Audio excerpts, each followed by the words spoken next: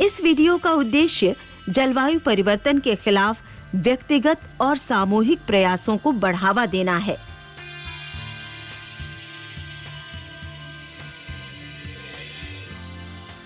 सुनो भाई, ज्योति कहाँ है? दिखाई नहीं दे रही। मैं इधर हूँ विजय। अच्छा हुआ तुम आ गए। अब जल्दी से रिंकी दीदी के घर चलते हैं। वहाँ से मुझे जैविक खाद लेना है। पहले पौधों की टोकरी तो उतरवाओ। अगर तुम कल ही बता देती तो मैं ही ले आता।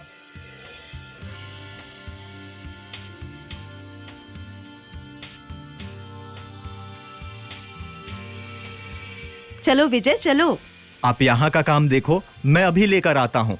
अच्छा, आज तुम्हारे पास मोटरसाइकिल नहीं है इसलिए? क्या हुआ, मोटरसाइकिल खराब हो गई है क्या, जो तुम साइकिल लेकर आए हो?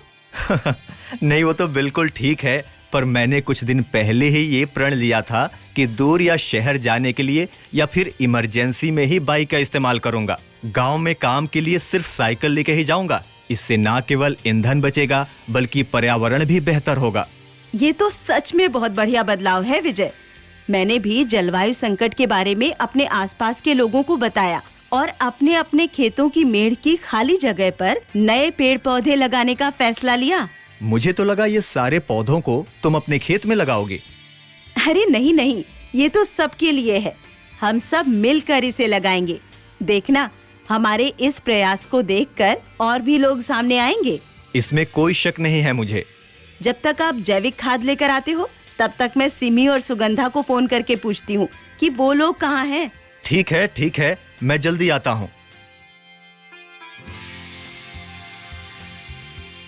वाह जी वाह, सब पौधे लग गए। चलिए सब पेड़ की छांव में बैठते हैं। मेरे मन में एक सवाल आ रहा है। हाँ, पूछिए। मैं भी आप सबको कुछ बताना चाहती हूँ। हम सब ने जो पेड़ लगाए, ये जलवायु परिवर्तन को कैसे कम करेंगे? बहुत बढ़िया सवाल है दीदी। इसे यूं समझिए कि जब ये पेड़ बड़ा होगा तो छाया देगा, मतलब कि बढ़ती गर्मी से राहत मिलेगी।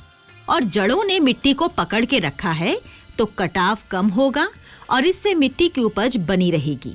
साथ ही हवा रोकने का काम भी करेंगी, जिससे फसलों को तेज हवाओं के नुकसान से बचाया जा सकेगा। हाँ, ये बात तो सही है। एक और बात, पेड़ कार्बन डाइऑक्साइड को सोखता है और ऑक्सीजन छोड़ता है, जिसे हम लोग सांस द्वारा अपने शरीर के अंदर लेते हैं। साथ ही पक्षियों और जीव जंतुओं को पनपने का मौका मिलता है, जिससे मिट्टी की गुणवत्ता और जल स्तर में सुधार आता है। ये तो सोचकर ही कितना सुंदर लग रहा है, पर इस तरह के प्रयास हमें लगातार करने होंगे और इसमें हमें कुछ दिक्कतें भी आएंगी। जरूर आएंगी। इसीलिए हमें अपनी जीवन शैली को पर्यावरण के अनुसार बदलना होगा और इसके लिए भारत सरकार ने मिशन लाइफ की भी शुरुआत की है। इस मिशन में इस बात पर जोर दिया गया है कि एक व्यक्ति अपने प्रयास से कैसे जलवायु परिवर्तन में बदलाव ला सकता है और उसकी गति को कम करने में सहयोग कर सकता है। केवल अकेले के प्रयास से इसे कम नहीं किया जा सकता। इसे कम करने के लिए हम सबको मिलकर एक साथ प्रयास करना होगा।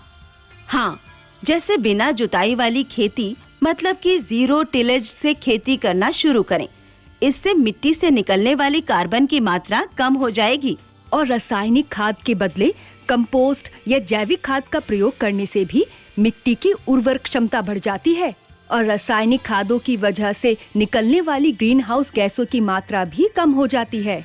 हमें एक ही खेत में हर बार अलग अलग फसल को लगाना चाहिए। इससे मिट्टी का उपजाऊपन बढ़ता है और उचित जल प्रबंधन का भी ख्याल रखना चाहिए। इसके अलावा मवेशियों को बेहतर चारा खिलाकर और उन्हें चरने के लिए अलग अलग जगह उपलब्ध कराकर उनके गोबर से निकलने वाले मीथेन गैस को भी कम किया जा सकता है। इतना ही नहीं, ये देखिए, मैं आपके लिए सोलर प्लेट का एक सैंपल लाई हूँ। बहुत अच्छा सिमी, ये सूरज की रोशनी को बिजली में बदल देता है, जिससे आप घर की लाइट और पंखे को चला सकते हैं और इससे हमारे पर्यावरण को नुकसान भी नहीं होता। इतना ही नहीं, इससे हम पानी के पंप और दूसरे उपकरणों को भी चला सकते हैं। ऐसी एक एक प्लेट को जोड़कर हम अपनी सुविधा अनुसार इसे बढ़ा सकते हैं और प्राकृतिक ऊर्जा का उपयोग करके जलवायु परिवर्तन को कम करने में अपना योगदान दे सकते हैं। इसका मतलब ये हुआ कि अगर हम सब चाहें तो अपने अपने स्तर पर और एक साथ मिलकर जलवायु परिवर्तन से होने वाले नुकसानों को काफी हद तक कम कर सकते हैं। तो चलिए हम सब एक साथ मिलकर प्रण लेते हैं कि आज से ही हम लोग जलवायु स्मार्ट खेती को अपनाएंगे और अपना तथा अपने बच्चों का भविष्य सुरक्षित बनाएंगे।